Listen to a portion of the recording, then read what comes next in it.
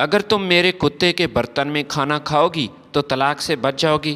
کنول کو طلاق نہ دینے کی میں نے یہ شرط رکھی اور میں جانتا تھا کہ کنول ایسا کبھی نہیں کرے گی، لیکن اپنا گھر بچانے کے لیے اس نے ایسا کیا اور مجھے حیران کیا۔ وہ کسی صورت یہ گھر نہیں چھوڑنا چاہتی تھی، مگر اس کے باوجود میں نے اسے طلاق دے دی، کیونکہ ڈاکٹر نے مجھے بتایا تھا کہ کنول کبھی بھی ماں نہیں بن سکتی۔ کنول کے ساتھ میرا مستقبل مجھے تاریک نظر آ رہا تھا۔ اسے طلاق دینے کے بعد میں کینیڈا چلا گیا اور ایک آئل کمپنی میں جاب کرنے لگا۔ سیلری میری سوچ سے بھی زیادہ اچھی تھی اور میرے تو دن پھر چکے تھے۔ دل میں یہی سوچا کہ کنول کو طلاق دینا سود مند ثابت ہوا۔ ایک دن کمپنی کے مالک نے مجھ سے کہا کہ دبئی سے میرا ایک خاص مہمان آ رہا ہے، تم اسے ایئرپورٹ سے ریسیو کرنے کے لیے جاؤ۔ میں ایئرپورٹ پہنچا تو شرم کے مارے فوراً اپنا منہ چھپا لیا، کیونکہ کمپنی کے مالک کے دوست کے ساتھ میری سابقہ بیوی کنول تھی، جس کی گود میں ایک بچہ بھی تھا۔ حالانکہ میں نے اپنا چہرہ چھپایا ہوا تھا، لیکن کنول نے مجھے فوراً پہچان لیا اور پھر ایسا کام کیا کہ یہ سردیوں کی رات تھی جب پہلی بار میں نے اسے فٹ پاتھ پر دیکھا تھا۔ رات کے تقریباً 1 بج چکے تھے اور آدھی رات کو یوں ایک اکیلی لڑکی کا فٹ پاتھ پہ کھڑے رہنا مجھے بہت عجیب لگا۔ اس نے ہاتھ کا اشارہ کیا اور گاڑی روکنے کے لیے کہا۔ میں یہی سوچ رہا تھا کہ شاید مجبور لڑکی ہے، مجھ سے لفٹ چاہتی ہے، لہٰذا میں نے اپنی گاڑی روکی۔ میں نے جیسے ہی گاڑی روکی تو شیشہ نیچے کیا تو وہ مجھ سے کہنے لگی کہ صاحب مجھے اپنے ساتھ لے جاؤ گے کیا؟ میں اس کی یہ بات سن کر حیران ہوا اور پھر اس سے کہنے لگا، میں تجھے اپنے ساتھ کیوں لے جاؤں اور تم کہاں جانا چاہو گی؟ وہ مجھ سے کہنے لگی، جہاں آپ مجھے لے جائیں، آپ کی مرضی، میں آپ کے ساتھ چلنے کے لیے تیار ہوں۔ میں سارا معاملہ سمجھ چکا تھا، لہٰذا میں نے اس لڑکی سے کہا کہ واپس اپنے گھر چلی جاؤ، شہر کے حالات کچھ ٹھیک نہیں اور سردی بھی بہت زیادہ ہے، تمہیں کوئی نقصان پہنچا سکتا ہے۔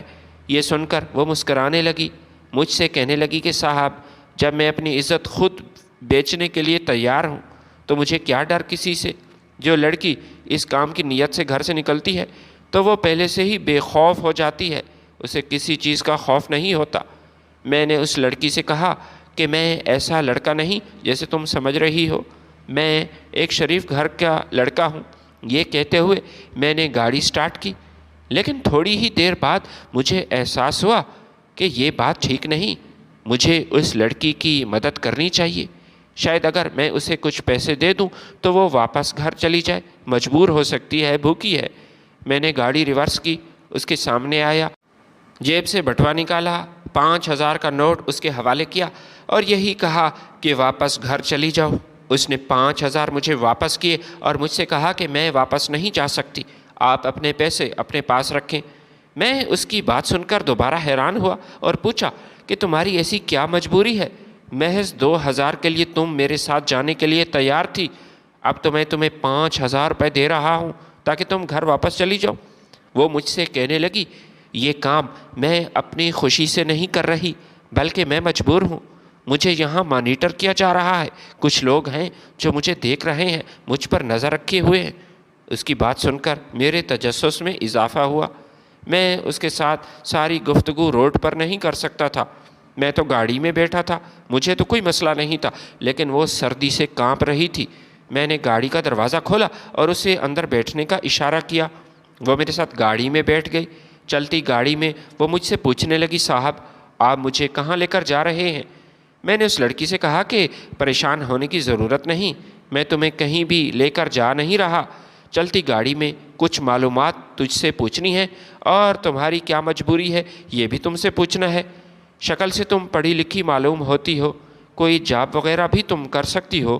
وہ مجھ سے کہنے لگی، صاحب میں زیادہ پڑھی لکھی نہیں، حالانکہ مجھے پڑھنے کا بہت شوق تھا، میرا والد بھی مجھے پڑھانا چاہتا تھا، لیکن باپ کی وفات کے بعد میرا اصل امتحان شروع ہوا۔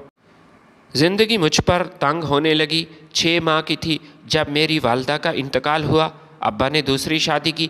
جب تک میرے والد حیات تھے میری سوتیلی ماں نے میرے ساتھ برا سلوک نہیں کیا، حالانکہ میں جانتی تھی کہ وہ مجھے بالکل پسند نہیں کرتی، مجھ سے جلتی تھی، اس کا بس نہیں چلتا تھا، ورنہ وہ تو مجھے جان سے بھی مار ڈالتی۔ ابا کی وفات کے بعد اس نے مجھ سے چن چن کر بدلا لیا۔ ایک لوفر آدمی سے اس نے شادی کی، نہ وہ عورت میری سگی ماں ہے، نہ ہی وہ میرا باپ۔ دونوں نے مل کر ایک دن فیصلہ کیا کہ اس لڑکی کو استعمال کر کے پیسہ کمایا جا سکتا ہے۔ ان کے ارادوں سے میں واقف تھی، لہٰذا میں نے گھر سے بھاگنے کی کوشش کی، لیکن وہ ظالم شخص، اس نے مجھے بہت مارا، اس نے مجھے پکڑ لیا۔ آج مجھے دوسرا دن ہے یہاں فٹ پاتھ پر کھڑے ہوئے۔ دن میں مجھے کوئی گاہک نہیں ملا تھا۔ ایک شخص نے مجھے اپنی گاڑی میں بٹھایا اور اسی طرح جیسا آپ کر رہے ہیں ویسا ہی پورا شہر گھماتا ہوا اور پیسے تھماتا ہوا واپس چلا گیا۔ اتفاق کی بات یہ ہے کہ آپ نے بھی بالکل ویسا ہی کیا۔ میں اس لڑکی سے نام پوچھا، اس نے مجھے بتایا کہ میرا نام کنول ہے اور میرے والد نے ہی میرا یہ نام رکھا تھا۔ میں اس لڑکی کے بارے میں سوچنے لگا۔ میرے پاس وقت بہت کم تھا اور اس کم وقت میں میں اس کی مدد کرنا چاہتا تھا۔ رات کے تقریباً 3 بج چکے تھے۔ 1 گھنٹہ میں اسے گاڑی میں لیے پھرتا رہا، اس کے بارے میں خوب جانا۔ میں نے کنول سے کہا کہ کل دوبارہ اسی جگہ پر آ جانا جہاں تمہیں اتار رہا ہوں۔ یہ پیسے لو تاکہ وہ شخص تم پر ظلم نہ کرے، نہ ہی تمہاری سوتیلی ماں تجھ پر تشدد کرے۔ میں کل تمہیں دوبارہ یہاں سے لینے آؤں گا، شاید ہمیشہ ہمیشہ کے لیے اس جہنم سے تجھے نکالنے کے لیے آؤں۔ وہ مجھ سے کہنے لگی، آپ مجھے لے کر کہاں جائیں گے؟ میں نے کنول کو بتایا کہ یہ تو میں بھی نہیں جانتا، لیکن وہ جگہ کم از کم اس جہنم سے بہتر ہوگی۔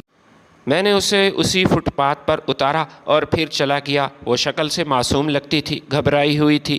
یقیناً اس کی سوتیلی ماں اور وہ شخص کنول کو استعمال کرنا چاہتے تھے۔ میں نے اسے 10,000 روپے دیے تھے، 5,000 شروع میں اور 5,000 گاڑی سے اترتے وقت۔ میں جیسے ہی فٹ پاتھ چھوڑ کر جانے لگا تو میں نے دیکھا کہ ایک عورت اس کی طرف بھاگے جا رہی تھی۔ وہ اس کی سوتیلی ماں تھی اور پھر اس کا بدمعاش شوہر بھی اس کے ساتھ تھا۔ وہ دونوں کنول کے پاس آئے۔ لالچی ماں نے جلدی سے کہا کہ کتنے پیسے ملے، جلدی سے مجھے دکھاؤ۔ یہ شخص تو کسی کھاتے پیتے گھر کا لگتا تھا، امید ہے پیسے کچھ زیادہ ہی تجھے دیے ہوں گے۔ کنول نے 2 5,000 کے نوٹ اس کی مٹھی میں تھما دیے۔ ماں یہ دیکھ کر کافی خوش ہوئی۔ 10,000 دیکھ کر عورت کی خوشی کا کوئی ٹھکانہ نہیں تھا۔ اس نے کنول کو شاباش دی۔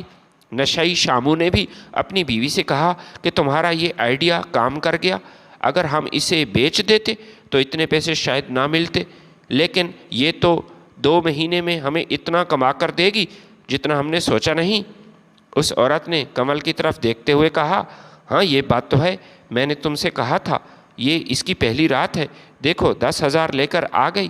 ابھی دیکھو، ابھی تو میں نے اس پر خرچہ نہیں کیا، ذرا اس کی حالت تو دیکھو، کپڑے نہ اچھے ہیں، بال بھی اس نے نہیں بنائے ہوئے، فقیروں جیسی حالت بنائی ہوئی ہے۔ جب اس پر خرچ کروں گی تو اسے فٹ پاتھ پر کھڑے ہونے کی بھی ضرورت نہیں، لوگ ہمارے گھر آئیں گے، ہمارے گھر پر دستک دیں گے اور پھر میں اس کی بولی لگاؤں گی، ہر رات اس کی بولی لگے گی۔ سوچو یہ لڑکی ہمیں کہاں سے کہاں لے کر جائے گی۔ وہ دونوں کنول کے بارے میں اس طرح کے خواب دیکھ رہے تھے۔ نہ اس عورت کی آنکھوں میں کسی قسم کی شرم تھی اور اس کا نشائی شوہر وہ بھی لالچ میں اندھا ہو چکا تھا، وہ لالچی قسم کا انسان تھا۔ میں واپس گھر آیا، رات مجھے ٹھیک سے نیند نہ آ سکی۔ صبح ہوئی تو میں نے ماں سے کہا کہ ماں، مجھے ایک لڑکی پسند ہے، میں اس سے شادی کرنا چاہتا ہوں۔ ماں نے جب یہ سنا تو کافی خوش ہوئی، مجھ سے کہنے لگی، کون ہے وہ خوش قسمت جو میرے بیٹے کو پسند آئی ہے؟ میں کل ہی اس کے گھر جاؤں گی، تمہاری خاطر تو تمہاری ماں کچھ بھی کر سکتی ہے۔ میں نے ماں کو بتایا کہ اس کا نام کنول ہے، اس کے والدین کا انتقال ہو چکا ہے، وہ اپنے بھائی کے پاس رہتی ہے۔ فی الحال ماں کے سامنے مجھے جھوٹ بولنا پڑا، لیکن جو سٹیپ میں اٹھا رہا تھا یہ کوئی چھوٹا موٹا سٹیپ نہیں تھا۔ صرف ایک رات میں، ایک ہی ملاقات میں میں کنول کو اپنا ہم سفر بنانے کے بارے میں سوچ چکا تھا۔ میں نہیں جانتا تھا یہ کام میں نے جلدی میں کیا یا نہیں، لیکن یہ ضرور جانتا تھا کہ اگر میں تھوڑی سی بھی دیر کرتا تو اس کے لالچی باپ اور ماں بیچاری معصوم لڑکی کو نوچ کھاتے، اسے خونخوار بھیڑیوں کے حوالے کر دیتے اور اس کی زندگی برباد کر دیتے۔ اگلی رات میں کمل کا بے صبری سے انتظار کرنے لگا۔ میں وقت سے پہلے ہی اس جگہ پر پہنچ چکا تھا۔ تقریباً رات 12 بجے کے بعد وہ چھپتی ہوئی دوبارہ اسی فٹ پاتھ پر مجھے نظر آئی۔ میں نے اس کے سامنے گاڑی کھڑی کی، اسے گاڑی میں بٹھایا اور پھر وہاں سے چلا گیا۔ غیور جو کہ میرا دوست تھا، میں نے اسے پہلے ہی کمل کے بارے میں سب کچھ بتا دیا تھا اور یہ بھی کہا تھا کہ بھابھی کو بھی اچھی طرح سمجھا دینا۔ وہ کمل کو لے کر میں اسی کے پاس جا رہا تھا۔ میں نے کمل سے پوچھا، کیا تمہارا کوئی بھائی ہے؟ اس نے کہا، نہیں، میرا کوئی بھائی نہیں، ہم 2 بہنیں تھیں۔ چھوٹی بہن 5 برس کی عمر میں ایک حادثے میں مر گئی اور مجھے اس بے رحم دنیا میں زندہ رہنا پڑا۔ کبھی کبھی میں سوچتی ہوں کہ کاش اپنی بہن کے ساتھ میں بھی مر جاتی، لیکن مجھے یہ سب سہنا تھا، اس ظالم دنیا میں زندہ رہنا تھا۔ میں نے کمل سے کہا کہ پریشان ہونے کی ضرورت نہیں، جتنا ظلم تم نے سہنا تھا بس اب سہ لیا۔ اب تم اپنے بھائی کے پاس جا رہی ہو، میرا سب سے بہترین دوست غیور، جو میرے لیے بھائیوں سے بھی بڑھ کر ہے، تمہارا بھی بھائی ہے۔ تم کچھ دن اس کے گھر رہو گی۔ میں نے اپنی ماں سے بات کی ہے، میں اپنے والدین کو لے کر غیور کے گھر آؤں گا، تمہیں ہمیشہ ہمیشہ کے لیے اپنے پاس لے جاؤں گا۔ یہ سن کر وہ عجیب و غریب نظروں سے میری طرف دیکھنے لگی۔ اس کی نظروں میں بے یقینی تھی، اس کی آنکھیں بھیگ چکی تھیں، اسے اس بات پر یقین نہیں آ رہا تھا۔ وہ زور زور سے رونے لگی تو میں نے اسے رونے سے روکا۔ تھوڑی دیر ہی گزری تھی کہ غیور کا گھر آ گیا۔ اس نے مجھے سلام کیا اور کمل کو بھی سلام کیا۔ غیور کی بیوی بھی اس کے ساتھ کھڑی تھی۔ بھابھی کے چہرے پر پریشانی تھی جو میں نے نوٹ کی تھی۔ اس نے مجھ سے کہا کہ بھائی صاحب، ذرا اکیلے میں آپ سے بات کرنی ہے۔ میں نے بھابھی سے کہا کہ بھابھی کیا ہوا؟ کیا بات ہے؟ آپ کافی پریشان بھی لگ رہی ہیں۔ بس 2 دن کی بات ہے، میں کمل کو یہاں سے لے جاؤں گا، آپ کو زیادہ تکلیف نہیں دوں گا۔ میں نے اپنی ماں کو بھی یہی بتایا ہے کہ میرے دوست کی بہن ہے۔ شگفتہ بھابھی مجھ سے کہنے لگی، بات وہ نہیں، اور جتنے دن یہ یہاں چاہے رہ سکتی ہے، لیکن جس طرح آپ نے بتایا اس کی ماں ایک خطرناک عورت ہے اور اس کا شوہر اس عورت سے بھی زیادہ خطرناک۔ مجھے خوف محسوس ہو رہا ہے وہ لوگ ہمیں یا پھر آپ لوگوں کو کوئی نقصان ہی نہ پہنچا دیں۔ میں نے مسکراتے ہوئے کہا کہ بھابھی، پریشان ہونے کی کوئی ضرورت نہیں، میں نے ان کا علاج بھی سوچا ہے، ان کی طبیعت صاف کروں گا۔ ایک بار کمل سے میری شادی ہو جائے پھر میں ان دونوں کا بندوبست کروں گا۔ میں نے انسپکٹر حماد رضا سے پہلے ہی بات کی ہے، میں ان دونوں کو گرفتار کرواؤں گا، یہ میرا آپ سے وعدہ ہے، اور ایسی سزا دلواؤں گا کہ زندگی بھر وہ دونوں یاد رکھیں گے۔ بیچاری معصوم لڑکی پر ظلم کر رہے تھے، خاص کر کے وہ خبیث عورت جو اس کی سوتیلی ماں ہے۔ ایک عورت ہو کر بھی دوسری عورت کے غم کو نہیں سمجھ سکتی۔ میری بات سن کر شگفتہ بھابھی کو تھوڑی سی تسلی ہوئی۔ کمل کو وہاں چھوڑ کر میں گھر واپس آیا۔ اگلے دن میں اپنی والدہ کو لے کر غیور کے گھر آیا۔ ماں کو کمل پہلی ہی نظر میں پسند آ چکی تھی۔ ماں نے اس کے سر پر شفقت بھرا ہاتھ پھیرا اور غیور سے کہا کہ اللہ تعالیٰ نے مجھے 2 بیٹیاں عطا کی تھیں، چھوٹی عمر میں ہی دونوں کا انتقال ہو گیا۔ میری حسرت تھی کہ میری ایک بیٹی بھی ہو جو مجھ سے باتیں کرے، اپنے دل کے حال مجھ سے بیان کرے۔ حالانکہ میرا بیٹا بھی بہت اچھا ہے، میرا بہت فرما بردار ہے، لیکن کچھ باتیں ایسی ہوتی ہیں جو ماں اپنے بیٹے کے ساتھ نہیں کرتی۔ مجھے میری بیٹی مل چکی ہے، یہ سن کر وہ بہت خوش ہوئی۔ غیور نے بھی سکھ کا سانس لیا، کیونکہ وہ بھی تو اندر سے ڈرا تھا۔ وہ اس بات سے اس خوف میں مبتلا تھا کہ کہیں آنٹی کو کمل کی حقیقت کے بارے میں پتہ نہ چل سکے تو مسئلہ بڑھ سکتا ہے، رشتے میں رکاوٹ آ سکتی ہے۔ خیر، سب کچھ منصوبے بندی کے حساب سے ٹھیک ٹھاک ہوا اور جو خدشات میرے یا پھر عامر کے دل میں تھے ختم ہو گئے، وہ بھی سب کلیئر ہو گئے۔ ماں کو کسی قسم کا شک نہیں تھا کہ کمل کا تعلق کہاں سے ہے۔ 1 ہفتے کے اندر میں کمل کو بیاہ کر اپنے گھر لے آیا۔ میرا تعلق ایک مڈل کلاس فیملی سے تھا۔ مرحوم والد ایک پروفیسر تھے، میری ماں بھی ایک ریٹائرڈ اسکول ٹیچر تھی۔ ماں کو میری شادی کی بہت جلدی تھی اور یہ بھی میں جانتا تھا کہ ان حالات میں میری شادی ہوئی۔ جب سے کمل اس گھر میں آئی، ماں کے چہرے پر میں نے کافی عرصہ بعد مسکراہٹ دیکھی تھی۔ اس کی تنہائی اب ختم ہو چکی تھی۔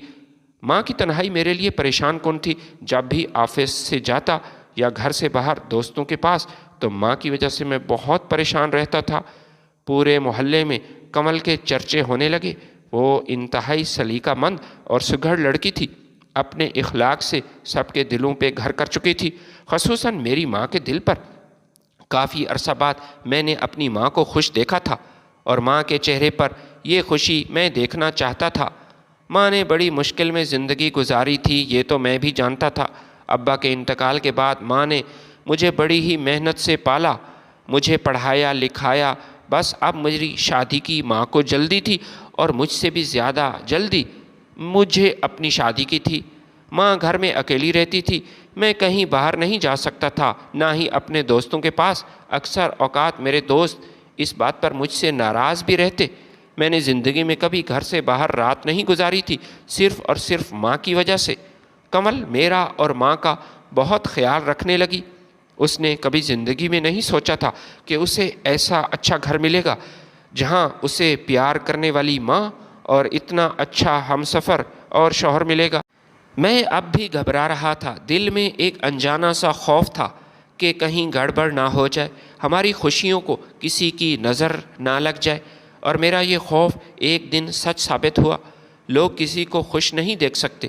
جب کمل کی خوبصورتی اور اس کی عقل مندی کے چرچے پورے محلے میں ہونے لگے، تب بہت سے ایسے لوگ تھے جو کمل سے حسد کرنے لگے، لیکن ان کو ایک ثبوت ملا جس کی وجہ سے ہمارے گھر کی خوشیوں ہم سے روٹھ گئی۔ ہمارے محلے کا ایک لڑکا تھا جس کا نام عالیان تھا۔ بدقسمتی سے وہ اسی رات کمل کے پاس آیا تھا مجھ سے پہلے، جب وہ فٹ پاتھ پر کھڑی تھی۔ وہ اپنے ماں کے کہنے پر اس نے کمل سے پوچھا کہ کتنا لوگی؟ کمل نے بتایا کہ 3000، جو کہ اس کی ماں نے اسے بتایا تھا۔ اس نے کمل کی ویڈیو بنا لی تھی، ایک یوٹیوبر تھا، اپنے چینل پر کمل کی ویڈیو بھی ڈال دی اور کہا کہ معاشرے کی برائیوں کی عکاسی کی کہ کس طرح آج کل کے زمانے میں لڑکیاں مجبور ہیں، گھر سے باہر فٹ پاتھ پر کھڑی ہو جاتی ہیں، اپنے جسم کی قیمت مانگتی ہیں۔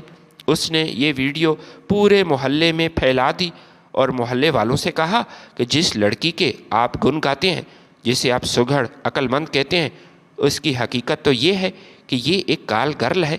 استانی جی کے ساتھ بہت بڑا دھوکہ ہوا ہے۔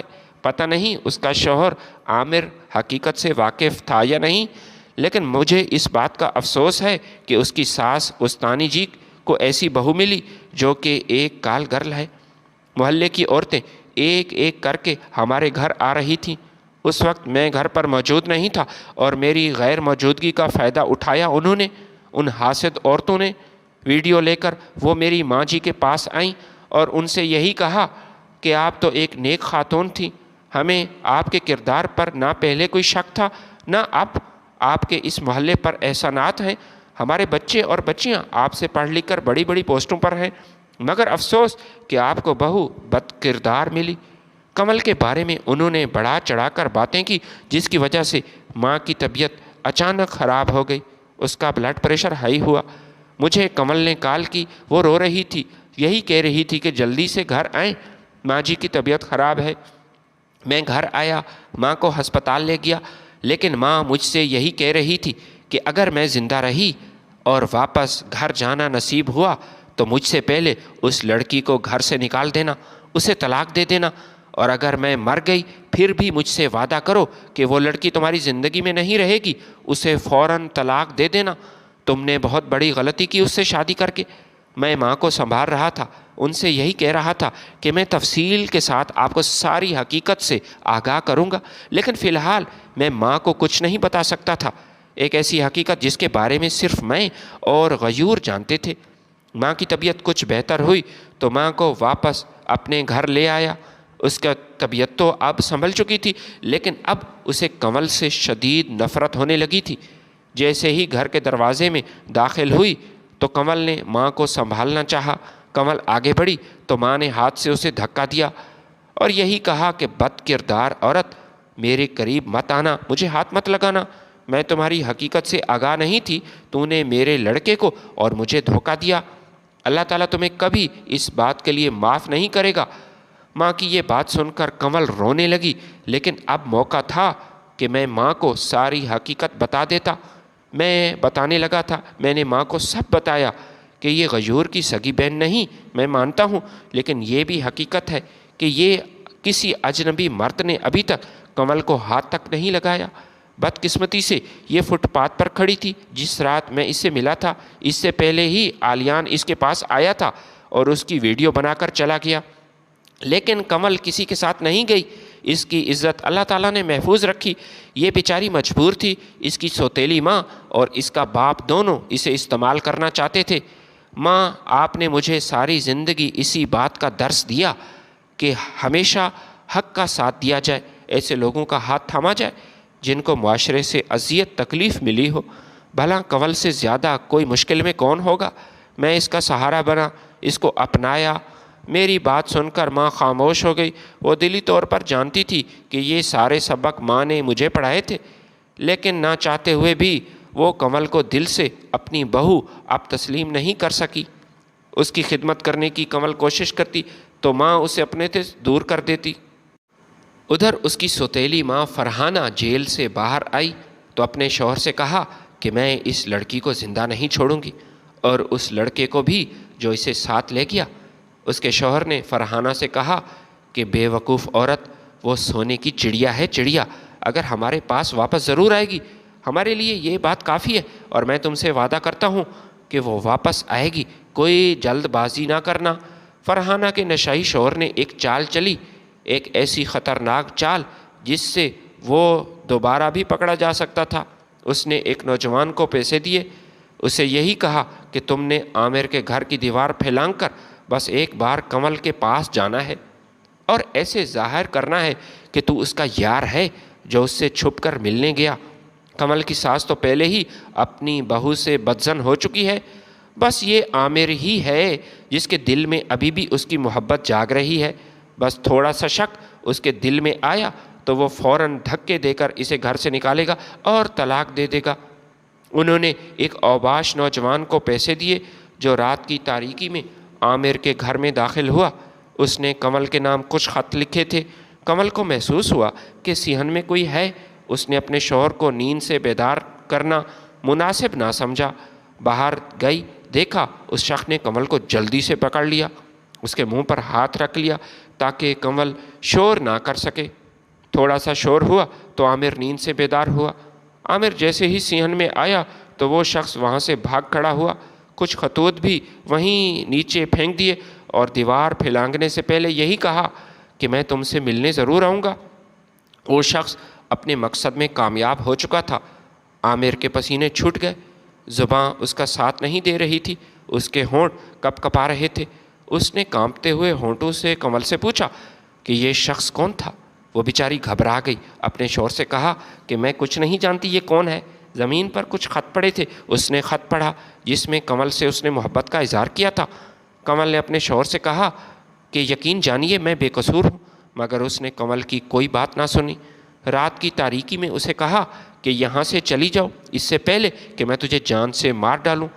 وہ ہاتھ جوڑ کر کہتی رہی، منت کرتی رہی کہ میرا یقین کرو۔ عامر کی ماں نے کہا کہ بیٹا، میں نے تجھے بتایا تھا یہ بدنام زمانہ ہے، یہ ایک بد کردار لڑکی ہے جو آج ثابت ہو گیا۔ نہ صرف اس نے تجھے دھوکہ دیا بلکہ مجھے بھی دھوکہ دیا، اور اسے دھکے دے کر یہاں سے نکالو اور دیر مت کرو۔ وہ ہاتھ جوڑ کر اپنے شوہر کی منت کر رہی تھی کہ مجھے اپنی زندگی سے مت نکالو، آپ کے علاوہ میرا کون ہے؟ آپ ہی نے مجھے سہارا دیا اس گھر میں۔ عامر اسے مزید ذلیل کرنا چاہتا تھا۔ کہا ٹھیک ہے، یہ جو سامنے کتے کا برتن پڑا ہے اور جو کھانا بچ چکا ہے وہ کھا لو، آج رات اس کتے کے ساتھ ہی رہنا، میں وعدہ کرتا ہوں پھر طلاق نہیں دوں گا، لیکن تم کمرے میں نہیں آ سکتی۔ اس بیچاری نے ایسا ہی کیا، مگر یہ عامر نے محض اسے ذلیل کرنے کے لیے کیا تھا۔ صبح ہوتے ہی دھکے دے کر اسے گھر سے نکال دیا اور طلاق دے دی۔ یہ خوشی بہت عارضی ثابت ہوئی اور گھر سے باہر چلی گئی۔ فرحانہ اور اس کا نشئی شوہر پہلے ہی اس کے انتظار میں کھڑے تھے، اسے زبردستی اپنے ساتھ لے گئے۔ ان کی ایک آدمی سے ڈیل ہو چکی تھی۔ اس آدمی نے فرحانہ اور اس کے شوہر سے کہا کہ 50 لاکھ روپے کے بدلے لڑکی میرے حوالے کر دینا۔ 50 لاکھ بہت بڑی رقم تھی۔ انہوں نے اتنی بڑی رقم کے بدلے کنول کو اس شخص کے حوالے بیچ دیا۔ اس شخص نے کنول کو نوکری کا جھانسا دیا اور اس سے جھوٹ بولا کہ میں تمہیں دبئی بھیجوں گا جہاں پر تمہاری جاب کا بندوبست ہو چکا ہے۔ میں نے بہت بڑی رقم دے کر تمہیں تمہارے والدین سے آزاد کیا جو کہ فٹ پاتھ پر کھڑا ہو کر تمہیں بے آبرو کرنا چاہتے تھے، لیکن میں نے تمہاری مدد کی۔ کمل ایک زندہ لاش بن چکی تھی۔ اب اسے کسی کا بھروسہ نہیں تھا۔ اس کے پاسپورٹ اور ویزے کا بندوبست پہلے ہی ہو چکا تھا۔ اس نے کمل کی تصاویر دبئی میں مقیم اپنے ایک دوست کو بھیجی تو اس نے کہا یہ لڑکی تباہی مچا دے گی، یاد رکھنا بس جلدی سے اسے دبئی لے آؤ۔ یہاں دبئی میں اسے ایک ہوٹل میں ٹھہرایا گیا۔ اس کی تصاویر کو دیکھتے ہی ایک امیر شخص اس سے ملنے کے لیے آیا اور کمل کے ساتھ زبردستی کرنے لگا۔ کمل نے اس کے سر پر سٹیل کا گملہ مارا جس کی وجہ سے وہ بے ہوش ہو گیا۔ وہ جلدی سے ہوٹل سے باہر آئی، بار بار بیچاری گر رہی تھی اور اٹھ کر بھاگ رہی تھی۔ ہوٹل کے مینیجر نے اس کا راستہ روکا اور کمل سے کہا کہ تم کیوں بھاگ رہی ہو؟ کمل نے اسے ساری حقیقت بتائی تو وہ اسے اپنی گاڑی میں بٹھا کر اپنے گھر لے آیا۔ گھر جا کر اس نے کمل سے کہا کہ یہاں تم اپنی مرضی سے نہیں آئی کیا؟ جس پر کمل نے رو کر کہا نہیں، میں اپنی مرضی سے نہیں آئی۔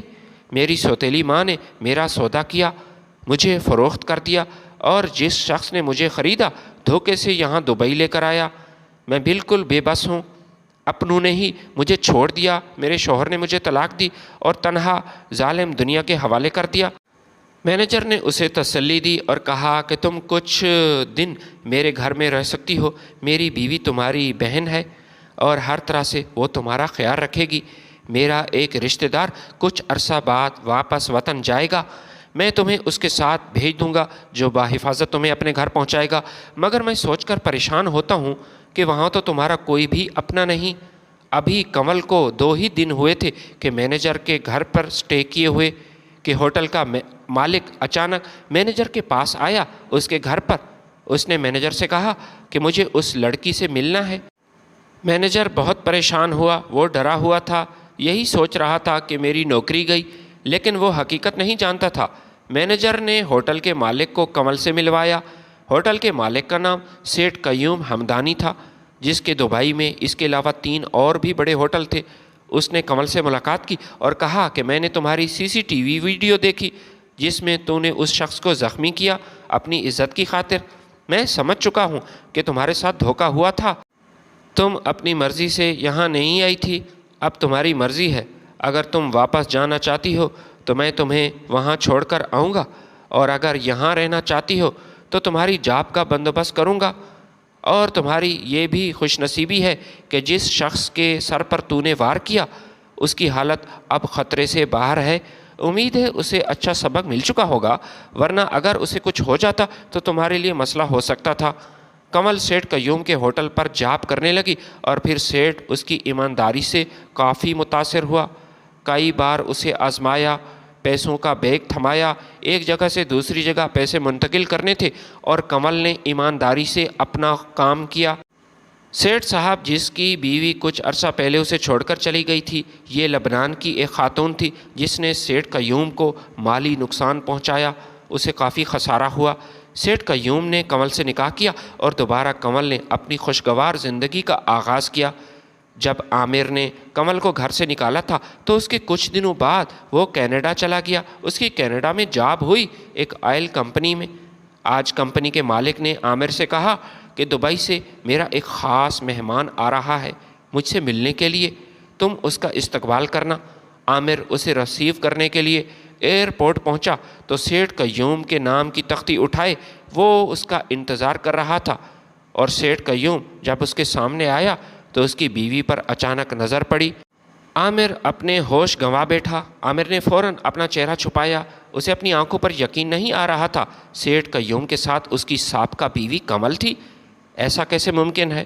اتنے بڑے دولت مند کی بیوی جس کی گود میں بچہ بھی تھا، حالانکہ عامر نے اسے بانجھ پن کے الزام میں اسے گھر سے نکالا تھا، یہی کہا تھا کہ یہ بدبخت کبھی ماں بھی نہیں بن سکتی، اسے دھکے دے کر گھر سے نکالا گیا تھا، خوب ذلیل کیا تھا، مگر اب اس کی شان و شوکت دیکھ کر وہ حیران ہو گیا تھا۔ حالانکہ اس نے اپنا منہ چھپایا تھا لیکن وہ اسے پہچان چکی تھی۔ عامر کہتا ہے کہ اللہ تعالیٰ نے اسے میری ذلت ضرور دکھانی تھی، لہٰذا کنول کے سامنے ہی کمپنی کے مالک نے مجھے حکم دیا کہ میرے فلاں کتے کو نہلاؤ اور اسے کھانا اپنے ہاتھوں سے کھلاؤ۔ اپنے مالک کی بات میں کیسے ٹال سکتا تھا؟ میں اس کے کتے کو نہلانے لگا جب کنول مجھے دیکھ کر مسکرا رہی تھی۔ مجھے اپنے کیے کی سزا مل چکی تھی۔ میں نے اس پر شک کیا تھا اور اس پر بہتان لگایا، اور اس بات کا ثبوت مجھے بعد میں ملا کہ کنول بیچاری بے گناہ تھی، اسے بدنام کرنے کا صرف ڈرامہ رچایا گیا تھا۔ عزت اور ذلت دینے والا اللہ تعالیٰ ہی ہے۔ فی الحال یہ ذلت میرے حصے میں آئی تھی اور یہ شان و شوکت اور عزت میری سابقہ بیوی کنول کے حصے میں۔